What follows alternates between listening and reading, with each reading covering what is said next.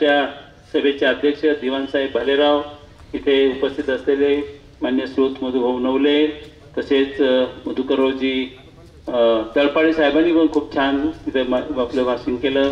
Doctor Ajit Navale संपूर्ण महाराष्ट्रामध्ये शेतकऱ्यांच्या प्रश्नावर अत्यंत सुंदर पद्धतीने त्या ठिकाणी परखड भाषेत त्यांनी इथे सर्व आपल्यापुढे समजावून सांगितलं. मच्छिंद्रजी धुमाळ, सुरेशराव गडाख, जे आदरणीय पांडुरशेठ घुले, आदरणीय जीजी, सुलोचनाताई शिंदे, सतीशराव भांगरे, संभाजीराव वागचौरे, शिवाजीराव ने, बरेच मदन आहे ते मदनराव पथवे, मदनराव आमरे, आरिफभाई, खूप आहेत, रमेशराव आहेत. सर्वच आता सर्वांचाच नामोल्लेख करणं शक्य नाही आहे. मित्रांनो, खऱ्या अर्थाने आपली सगळी क्रांतिकारकांची भूमी आहे. मी नेहमी मला विशेष वाटतं की त्यावेळेस लोक फार शिकलेले नव्हते मित्रांनो, आणि फार काही नव्हतं त्यावेळेस, पेपर नव्हतं, परंतु एकदा त्या विचाराने ते एवढे पक्के होते की त्याची म्हणजे आम्ही उदाहरणं देतो की ती मागची पिढी खूप विचाराने सुज्ञ होती आणि ती सर्व काही गोष्टी अतिशय चांगल्या पद्धतीने त्या ठिकाणी समजावून घेत होती, आणि त्यामुळं हे भाजपवाले त्याला कधी फसवू शकले नाही. परंतु आज दुर्दैवाने असं झालंय की आम्ही कुठेतरी, आम्ही म्हणजे सर्व इकडे बसलेली, आम्ही कमी पडलोय की आमच्या या तरुण पिढीला खऱ्या अर्थाने चांगलं राजकारण म्हणजे काय, खरं राजकारण म्हणजे काय हे सांगण्यासाठी खऱ्या अर्थाने आम्ही कमी पडलो. आणि म्हणून आजची ही अत्यंत काळजीची अशी वेळ आपल्या सर्वांच्या समोर आहे. काळजी अनेक गोष्टींची आहे मित्रांनो. काळजी म्हणजे आपल्या मुळात या देशात लोकशाही राहील की नाही अशा प्रकारची काळजी. अनेक लोक म्हणतील की तुम्ही का असं बोलता, आम्ही नाही ठरवलं, तुम्ही बोला, ज्या तुम्हीच त्याच्याकडे लक्ष द्या की कशा पद्धतीने आज या ठिकाणी आपण बघतोय की मोदींनी या ठिकाणी लोकशाहीची दिवसा ढवळ्या त्या ठिकाणी हत्या चालवलेली आहे असं मत सुप्रीम कोर्ट, या देशातलं सर्वोच्च सुप्रीम कोर्ट सांगतं, या देशातले विचारवंत सांगतात, या देशातले तत्वज्ञ सांगतात, या देशातले अनेक लोक आहेत की ज्यांनी कालपर्यंत काँग्रेसला शिव्या घातल्या, काँग्रेसवर टीका केली, आज ते सांगतात की नाही, इथे जे चाललेलं आहे ते अत्यंत भयानक चाललेलं आहे अशी जाणीव त्या ठिकाणी होत असते. आणि म्हणून मित्रांनो, खरं तर पुण्याचंच आपण, मी कोणतरी म्हटलं की आपले जे समोरचे विरोधी उमेदवार आहेत लोखंडे साहेब, ते कधीच आपल्याला भेटले नाही, कधी फिरले नाही, लोकांचा त्यांना चेहराही माहिती नाही, तेव्हा ते म्हणतात की आता मोदीचा चेहरा पहा, तो तुमच्यापेक्षाही जास्त दिसेल. मोदीचा चेहरा पाहायचा कसा आम्ही, तो चेहरा पाहिले की आम्हाला त्या ठिकाणी शेतकरी आठवतात. या शेतकऱ्यांवर अत्यंत क्रूरपणाने तिथे त्यांनी त्यांचं आंदोलन चिरडून टाकलं. खरं म्हणजे आपल्या देशात लोकशाही आहे मित्रांनो, आणि लोकशाहीमध्ये सामान्य माणसाचा आवाज हा राजा जसं तो पूर्वीचे राजे तरी बरे होते ते ऐकायचे, आता हे देशाचे पंतप्रधान राजे असल्यासारखे आहेत. तुम्ही त्यांचा आवाज ऐकला आणि त्यांचा आवाज दडपून टाकला. 700 शेतकऱ्यांचं त्या ठिकाणी बलिदान झालं. आणि म्हणून आदरणीय भाऊंनी विचारतो प्रश्न बरोबर आहे, मग आपल्याला चीड काय येत नाही, आपल्याला का वाईट वाटत नाहीये? मी पाहिलं, तुम्ही एक रिपोर्ट आलेला आता, आमचे व्यापारी मित्रांना मोदी फार आवडतात असं मी ऐकतोय. मला सांगा की आज भारतातले अनेक व्यापारी देश सोडून चालले, दुबईला चालले, त्यातले अनेक जण हे भारतीय जनता पार्टीचे विचाराचे सुद्धा आहेत. का चाललेत? तर त्यांना इथे व्यापार करणं मुश्किल झालेलं आहे. अशी परिस्थिती आहे मित्रांनो. कितीतरी त्यासाठी एक स्वतंत्र आव्हान आलेलं आहे, तो सुद्धा आपण त्या ठिकाणी पहा. तर व्यापारी जे आपण म्हणतो की साधारणपणे त्यांना सर्व या गोष्टी समजतात, परंतु ते देखील हा देश सोडून चालले. हा खऱ्या अर्थाने मोदींचा चेहरा आहे. या देशातल्या महिला, खरं म्हणजे महिलांना स्वातंत्र्य आणि महिलांना आदर देण्याचं काम खऱ्या अर्थाने डॉक्टर बाबासाहेब आंबेडकरांनी हिंदू कोड बिल आणलं. त्यानंतर आपण पाहतो की त्याच राज्यघटनेमध्ये सर्वांना समान अधिकार दिले, महिलांना त्या ठिकाणी सन्मानाचं स्थान दिलं. आज आमच्या महिला भगिनी काही विचार करायलाच तयार नाही. मणिपूरमध्ये एवढं त्या ठिकाणी महिलांचं, म्हणजे ही घटना इतकी लज्जास्पद आहे आपल्या सर्वांसाठी समाज म्हणून, तर देशाच्या पंतप्रधान त्याबद्दल बोलायलाच तयार नाही. आणि आमच्या महिला मात्र एखादा बाबा आलाय, मोठं प्रवचन झालं, हजारोच्या संख्येने जमतात, लाखोच्या संख्येने जमतात, आणि मग त्यांना त्या ठिकाणी बरोबर मतदानाला गेल्या की त्यांच्या डोक्यामध्ये तो बाबा आणि ते सर्व ते सांगितलेलं त्या गोष्टी त्या ठिकाणी राहतात. ही दुर्दैवाची गोष्ट. तर आज 50% महिला आहे. काहीच कारण नाही महिलांनी भाजपच्या पाठीमागे जायचं. अनेक वेळेस मनुस्मृतीचं समर्थन भारतीय जनता पार्टीच्या लोकांनी केलं, पण तुम्ही कधीतरी मनुस्मृती काय ते पाहिलं का? काय तिथं महिलांच्या विषयी काय उद्गार काढले तुम्ही वाचलेत का? आणि म्हणून अशी जर परिस्थिती पुन्हा आली, आज आमच्या मुली शिकतायत, मोठं इंजिनियर होत आहेत, शास्त्रज्ञ होत आहेत, हे सगळी चक्र त्या ठिकाणी परत फिरवण्याचं अत्यंत दुष्ट असा हेतू या ठिकाणी चालू आहे. आणि मग आम्ही नेहमी सांगतो की आपला देश, आपलं राजकारण फक्त राजकारणापुरतं मर्यादित नाही मित्रांनो. त्याच्या पाठीमागे एक खोल असं समाजकारण आहे की ज्या समाजकारणाने ज्या सामाजिक विषमतेने आपल्याला पिढ्यानपिढ्या असं दाबून ठेवलेलं आहे. इतक्या शेतकऱ्यांचं, शेतकरी वर्गाला त्याची जाणीव होत नाही. प्रचंड शोषण तुमचं त्या ठिकाणी झालेलं आहे. अशी ती व्यवस्था आहे ती पुन्हा आणण्याचा घाट त्या ठिकाणी घातला जातो. सांगितलं त्यांनी की आता शेतकरी एवढ्या मोठ्या प्रमाणावर आहेत, त्या शेतकऱ्यांची निर्यात बंदी तुम्ही निवडणुकीच्या आधी लागू करता आणि 3 महिने ती निवडणूक म्हणजे कुठलाही तुम्हाला ते जुमानायला तयार नाही ना. शेतकऱ्यांच्या भावनांचा त्यांना त्या ठिकाणी काही आदर वाटत नाही.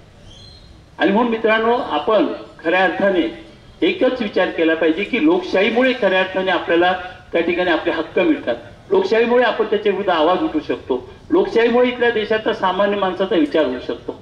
आणि म्हणून आपण पहा की काँग्रेसचा जो मॅनिफेस्टो आहे, म्हणजे आज 2 तुलना केल्याच पाहिजे. जे राहुल गांधी की ज्यांना त्यांनी पप्पू पप्पू म्हणून ठरवलं होतं, ते राहुल गांधी काय भाषा वापरतात आणि जे काही स्वतःला 56 इंचाची छाती आणि विश्वगुरू आणि फार मोठं लीडर की जसा असा लीडर या देशामध्ये आजपर्यंत निर्माण झाला नाही असं चित्र, आभासी चित्र निर्माण करण्याचा प्रयत्न करतात. या दोन्ही प्रतिमांचा विचार तुम्ही त्या ठिकाणी केला पाहिजे. राहुल गांधींनी किती मोठी यात्रा काढली, हजारो किलोमीटर ते चालले, कशासाठी? भारत जोडण्यासाठी. हे मात्र रोज भारत तोडण्याचा प्रयत्न करताय. ते फक्त कुठेतरी म्हणजे देशाचे पंतप्रधान की ज्यांची जबाबदारी असते की देशामध्ये शांतता राहिली पाहिजे, सर्व बंधुभाव राहिला पाहिजे, तर तेच त्या ठिकाणी आपण बघतो की धार्मिक का त्याच्यावरून लोकांना त्या ठिकाणी मतं मागण्याचा प्रयत्न ते करतायत. ही अवस्था त्या ठिकाणी आहे मित्रांनो. कर्नाटकची निवडणूक झाली, आपले पंतप्रधान म्हणले की बटन दाबताना जय बजरंगबली म्हणा. त्याचा अर्थ काय होतो? आजही आपण बघतो की त्यांनी कशा पद्धतीने धार्मिक विषयांवर लोकांना पेटवण्याचा प्रयत्न त्या ठिकाणी केला जातो. आणि म्हणून ह्या सगळ्या मित्रांनो, हे सगळं आपल्याला फसवण्यासाठी केलं आहे. म्हणून मी म्हटलं की प्रत्येक जण अडचणीत आहे. शेतकरी अडचणीत आहे, बेरोजगारी. आमच्या तरुणाला त्या अग्निवीरची योजना आणली. काय ती योजना? 4 वर्ष नोकरी फक्त. आमच्याकडे आमच्या अनेक वर्गात आमचे मित्र नारायणराव वगैरे ते आर्मीत होते, किती वर्ष केले ते आर्मीत, रिटायर झाले, त्यांना नंतर चांगली सेवा मिळाली, एक जीवन त्या व्यक्तीचं. आणि तो शेवटी आर्मीमध्ये लढणारे कोण असतात? सैनिक म्हणून जाणारे कोण असतात मित्रांनो? ते आपल्या शेतकऱ्यांची मुलं असतात. पोलीस शहरातली मुलं फार जात नाही तिथे. आणि म्हणून आपण पाहिलं पाहिजे की त्या म्हणजे अशा योजना आणल्या. बेरोजगारी त्या ठिकाणी किती झाली. एक साधं बघतो की यांना हे मित्रांनो, यांना खरं म्हणजे अर्थकारणच समजत नाही. आणि एक तानाशाही मी म्हणेल ती पूर्व दिशा. त्यांच्या मंत्रिमंडळ सुद्धा ते कुणाशी चर्चा करतात की नाही हा खऱ्या अर्थाने प्रश्न आहे. आणि म्हणून नोटाबंदी सारखा निर्णय त्यांनी घेतला. आपण कसं एक विसरून जातो. त्या नोटाबंदीमुळे लाखो तरुणांचे रोजगार त्या ठिकाणी गेले. आणि आजही कुठलाही आज ते रोजगाराबद्दल का बोलत नाही? त्यांनी सांगायला पाहिजे की 2014 साली मी सांगितलं होतं की 2 कोटी नोकऱ्या देईल. आज मी त्यातल्या 50 लाख दिल्या, 10 लाख दिल्या. काहीतरी बोला ना. तुम्ही का बोलू शकत नाही? कारण तुम्ही काही केलेलंच नाही ना. आणि म्हणून मोदींचा चेहरा आठवला लोखंडे साहेब, तर आम्हाला त्याच्या पाठीमागचा तानाशा दिसतो. त्याला काहीच अर्थकारण समजत नाही असा एक अनाडी अशा प्रकारचा अर्थशास्त्र त्या ठिकाणी आम्हाला दिसतो. त्यांना देशाचं भवितव्य कशात आहे ते त्या ठिकाणी दिसत नाही. परराष्ट्र जर पाहिलं, आता भाऊंनी सांगितलं चीनचं रोज आक्रमण चालू आहे तिथे मित्रांनो. चीन तिथे पाक व्याप्त काश्मीरमध्ये आता मोठे रस्ते करायला लागले. त्या चीनच्या बद्दल तुम्ही त्या ठिकाणी कडक भूमिका घेत नाहीये. पाकिस्तान म्हणून असं दाखवतायत जणू काही आपल्या म्हणजे पाकिस्तानचं आपल्याला प्रेम आहे. काँग्रेस पक्षाला कधीही काँग्रेसची प्रत्येक वेळेस ते पूर्वी आल्यामध्ये आपण पाहिलं असं की लालबहादूर शास्त्री होते, त्याच्यानंतर स्वर्गीय यशवंतराव चव्हाण साहेब संरक्षण मंत्री होते. एका पाकचे 2 पाकिस्तान करण्याचं काम काँग्रेस पक्षाने केलं. आणि अशी कितीतरी त्यांना त्यावेळेस आपण पाहिलं असेल की अनेक वेळेस आपलं सैन्य लाहोरपर्यंत गेलंय. त्यामुळे ही लोकांची दिशाभूल करण्याचं जे चालू आहे मित्रांनो, त्यापासून आपण सावध राहिलं पाहिजे. आणि मी शेवटी लोकशाहीची कशी मोडतोड चालू होते ते 2-4 उदाहरणं सांगणार आहे. चंदीगडमध्ये निवडणूक झाली. आपण पहा, जशी ग्रामपंचायतीची निवडणूक होते, सरपंच निवडायचा असतो, तसा ती महापालिकेची निवडणूक. चंदीगड शहर राजधानी ती, तिथे आप आणि काँग्रेसचे जास्त नगरसेवक होते, स्पष्ट बहुमत होतं आणि भाजपचे कमी मतदार होते. त्या तिथल्या निवडणूक अधिकाऱ्यांनी काय केलं, त्या निवडणूक पत्रिके जे मतदान पत्रिका असते त्यात खाडाखोड केली आणि आप आणि काँग्रेसचे मतदारांचं मतपत्रिका ही बाद ठरवली आणि भारतीय जनता पार्टीच्या माणसाला निवडून आणली. सुप्रीम कोर्टामध्ये तिथे गेलं. सुदैवाने अजूनही न्यायालय आपल्याला खूप चांगल्या पद्धतीने सपोर्ट करतायत. न्यायालयाचं वाक्य आहे, न्यायालयाने सांगितलं की या देशात ही घटना म्हणजे लोकशाहीचा खून आहे. हे सर्वोच्च न्यायालय म्हणतं. हतबलता आहे तिथे. तुम्ही जर रोज अशा प्रकारे गेले तर किती लोक न्यायालयापर्यंत जाऊ शकणार आहेत? आणि म्हणून मित्रांनो स्पष्टपणाने याबद्दल नरेंद्र मोदी साहेब एक शब्द सुद्धा बोललेले नाहीयेत.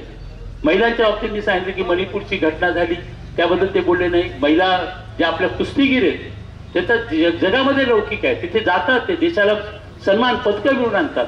तुम्ही देशाचा सन्मान जगात वाढवत नाही, तुम्ही कमी करताय. जे सन्मान वाढवताय त्यांनी तिथे आंदोलन केलं, तुम्ही त्या आंदोलनाला चिरडून टाकलं. ते ब्रुज भीषण नावाचे किती दिवस आंदोलन केलं. मित्रांनो असं कधीच झालेलं नाही या देशामध्ये. सगळे पंतप्रधान जे पूर्वी झाले ते कुठलंही आंदोलन असेल तर त्या आंदोलनाची त्या ठिकाणी दखल घ्यायची. तुम्ही त्या आंदोलनाची दखलच घेत नाही म्हणजे याला काय म्हणायचं, तानाशाही म्हणायचं नाही तर काय म्हणायचं. जेव्हा तुमच्या गावचा सरपंच समजा एखादा प्रश्न निर्माण झाला तुम्ही आंदोलन करता ते तुमच्याकडे फिरकूनही पाहायला तयार नाही त्याला तानाशाहीच म्हणणार ना आपण. आणि म्हणून आपण पहा की अनेक गोष्टी त्या ठिकाणी सांगता येतील. आणि अशा पद्धतीने लोकशाहीची ज्या पद्धतीने पक्ष फोडले ते इतके घाबरटे, आता त्यांना भीती वाटते. त्यांना माहिती होतं की आपल्याला ही निवडणूक अवघड जाणार आहे. का त्यांनी महाराष्ट्रामध्ये कशा पद्धतीने सुरुवातीला त्या ठिकाणी शिवसेनेचा पक्ष फोडला. उद्धव ठाकरेंचा हा पक्ष आहे हे सगळ्या लोकांना माहिती आहे. बाळासाहेब ठाकरे स्थापन केला आणि तिथे कुठल्याही प्रकारची जी काही निवडणूक आयोगाने तपासणी करायला पाहिजे की खरोखर कोणत्या गटाकडे किती लोक आहेत हे न पाहता त्यांनी तो पक्ष काढून घेतला आणि तो शिंदे साहेबांच्या ताब्यात दिला. नुसता दिलाच नाही तर चिन्हही देऊन टाकलं. आणि म्हणून लोखंडे त्या ठिकाणी धनुष्यबाण घेते. हा धनुष्यबाण आपला नाही हे कृपा करून लक्षामध्ये ठेवा, आपली मशाल आहे. आणि म्हणून मित्रांनो आपण लक्षात ठेवलं पाहिजे तेच गोष्ट शरद पवार साहेबांचीच आहे. पवार साहेबांचा पक्ष घरातच त्यांनी त्या ठिकाणी हे केलं की अजित पवार यांना त्या ठिकाणी हाताशी धरून ज्या पद्धतीने राष्ट्रवादी पक्ष फोडला आणि पवार साहेबांचा तिथे त्यांचं चिन्हही काढून घेतलं. त्यांना काहीच ठेवलं नाही. आणि किती विचित्र निर्णय दिला विधानसभेच्या अध्यक्षांनी. ते म्हणजे दोन्ही पात्र आहेत असं कसं होऊ शकेल. दोन्ही कसे पात्र होतील, कोणीतरी अपात्र पाहिजे ना, दोन्ही कसे पात्र होऊ शकतात. आणि ह्या गोष्टी आपण वाचल्या पाहिजे, समजावून घेतल्या पाहिजे. मित्रांनो महागाई, बेरोजगारी, शिक्षक आणि सर्व शेतकऱ्यांचे हाल हे सगळे प्रश्न महत्वाचे आहेत. परंतु त्याचबरोबर सगळ्यात महत्वाचा प्रश्न हा आहे की उद्या या देशात लोकशाही राहणार की नाही. ती जर राहिली नाही तर तुम्ही आज तरी काहीतरी मतदान निवडणुका होत आहेत म्हणून ते कुठेतरी निर्यात बंदी वगैरे त्याचं सांगितलं कशा प्रकारची ते थोडेफार काहीतरी बोलण्याचा प्रयत्न त्या ठिकाणी करतायत. उद्या जर लोकशाहीच राहिली नाही, तुम्हाला मताचा अधिकार राहिला नाही तर तुम्ही काय करणार आहात. तुम्हाला माहिती का रशियामध्ये आत्ताच निवडणूक झाली, किती टक्के मतं पडले पुतीन यांना. काहीतरी 90%, 84च्या पुढे मतदान झालं. एकाच माणसाला 84%. समोर उमेदवारच नाहीत ना, समोर उमेदवारच नाही. आता जर असं जर व्हायला लागलं की एकच नरेंद्र मोदी उभे राहतात, समोर उमेदवारच नाहीये, तर मग काय होईल या देशामध्ये. आणि म्हणून ही लोकशाही टिकली पाहिजे. आपण एक लक्षात घ्या, मी म्हटलं की आपल्या इथल्या राजकारणाला एक मोठा सामाजिक आशय आहे. तर 1947 पूर्वी या देशामध्ये ज्या व्यवस्था होत्या त्या व्यवस्थेमध्ये त्या मग शिक्षणाची व्यवस्था असेल, अधिकार होता तुम्हाला शिकायला, किंवा इथल्या राजव्यवस्था असेल त्या राजव्यवस्थेमध्ये अधिकार होता का, कुठलाही अधिकार तुम्हाला नव्हता. आणि म्हणून त्या सगळ्या गोष्टी कधी बदलल्या तर 1950ला ज्यावेळेस डॉक्टर बाबासाहेब आंबेडकर यांनी, महात्मा गांधी, पंडित नेहरू, मौलाना आझाद या सर्व त्यावेळेच्या स्वातंत्र्य वीरांनी ज्या पद्धतीने त्या ठिकाणी एक समाज मंथन झालेलं होतं. महात्मा फुले, गाडगे महाराज, शाहू महाराज यांच्या, बाबासाहेब आंबेडकर यांच्या माध्यमात सामाजिक आणि ते संत होते, तुकडोजी महाराज असतील, गाडगे महाराज असतील, या सगळ्यांच्या विचार मंथनातून ती राज्यघटना तयार झाली. ती राज्यघटना म्हणजे दुसरं काही नाही मित्रांनो, ती आपल्या वारकरी संप्रदायाचं जे काही आपण म्हणतो तेच आहे. तो वारकरी संप्रदायाचंच तत्व त्याच्यामध्ये आहे. जे काही ज्ञानेश्वर माऊलींनी आता विश्वात्मके देवे म्हणून जे काही विश्वाचं कल्याण त्या ठिकाणी चिंतन, जो जे वांछिल तो ते लाहो असं ते त्या ठिकाणी म्हटलंय. तो समतेचा विचार तोच आपण घटनेमध्ये घेतलाय. मग त्यांना का घटना बदलाविषयी वाटते, कारण त्यांना हे समतेचं तत्वज्ञानच मुळात मान्य नाही. आणि म्हणून मित्रांनो आपल्याला अत्यंत डोळ्यात तेल घालून या निवडणुकीकडे पाहावं लागेल. आपण आता प्रत्येक नागरिकांनी, केवळ इकडे बसलेले किंवा पक्षाचे पदाधिकारी म्हणजे प्रचारक आहे असं मानू नका.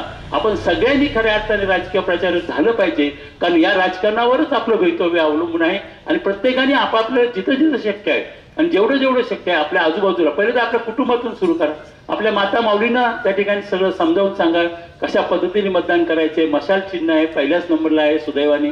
त्यामुळे या सगळ्या गोष्टी ज्या आहेत त्या आपल्या कुटुंबापासून आपल्या तरुण मुलाला समजावून सांगा. अरे बाबा काय अवस्था होती आपली ज्यावेळेस लोकशाही नव्हती, त्यावेळेस कोण आपल्याला विचारत होतं. जे काही आपली इथली वाटचाल आजपर्यंतची झाली ती सगळी वाटचाल ही केवळ आणि केवळ लोकशाहीमुळेच झालेली आहे मित्रांनो. आणि म्हणून या सर्व गोष्टी आपण लक्षात ठेवून येणाऱ्या 13 तारखेला आपल्याला भाऊसाहेब वागचौरे यांना निवडून द्यायचंय. कारण भाऊसाहेब वागचौरे हे जाऊन तिथे लोकशाही मानणाऱ्या लोकांच्या बरोबर असणार आहे, लोकशाही तोडणाऱ्यांच्या बरोबर असणार नाही. तर इथे लोखंडे असतील किंवा कोणी असतील हे काय करणार आहेत पुढे जाऊन. आणि म्हणून आम्ही नेहमी सांगतो की तुम्ही नेते मंडळींच्यावर त्या ठिकाणी फार विश्वास ठेवण्याची आता वेळ राहिलेली नाही. मी सांगतो कालपर्यंत नेता एक बाजू मांडत होता, अत्यंत सुंदरतेने अजित भाऊंनी सांगितलंय, आणि आज तो अचानक त्याची जर भाषा बदलली तर ठीक आहे, त्याची काय मजबुरी असेल त्याला माहिती. आपण त्यांच्याबरोबर जाता कामा ही गोष्ट आपण त्या ठिकाणी लक्षात ठेवली पाहिजे. आणि म्हणून इथे वंचित आघाडीच्या बाबतीतही सांगितलं. खरं तर ते बाबासाहेबांचे आज घटनेची मोडतोड करतायत. कशा पद्धतीने आपण सगळ्यांनी एकजुटीने तिथे राहिलं पाहिजे ही घटना वाचवण्यासाठी. परंतु वंचित आघाडीला जर तुम्ही तिथे मतदान दिलं, कशासाठी वंचित आघाडी उभी राहते आता तर आपल्याला निश्चितपणाने ही भारतीय जनता पार्टीला मदत करण्यासाठी राहते असं आमचं स्पष्ट म्हणणं आहे. आणि म्हणून जे खऱ्या अर्थाने बाबासाहेबांचे अनुयायी आहेत, जे खऱ्या अर्थाने समतेवर विश्वास ठेवतात, त्यांना खऱ्या अर्थाने घटना पाहिजे, ते कुणीही त्या ठिकाणी वंचित आघाडीला मतदान करू शकत नाही. कारण महाभारतासारखे मित्रांनो, समोर आता कोण असो, आपले फार भाऊ असो, नाही ते लेक असो, नाही तर कुणी असो, ते समोर आहेत, ते चुकीच्या बाजूला उभे आहेत. आणि म्हणून त्याबाबत आपण कधीही त्या ठिकाणी भावनिक होता कामा नये किंवा त्यांना क्षमा करता कामा नये. आपण त्या ठिकाणी नेहमी सत्याचीच बाजू घेतली पाहिजे. आणि म्हणून सत्याची बाजू ही आज भाऊसाहेब वागचौरेंच्या बाजूने आहे. त्यामुळे आपण सर्वांनी भाऊसाहेब वागचौरे यांना मतदान करून प्रचंड मताधिक्याने विजयी करावं अशी विनंती मी आपल्याला करतो आणि थांबतो. धन्यवाद.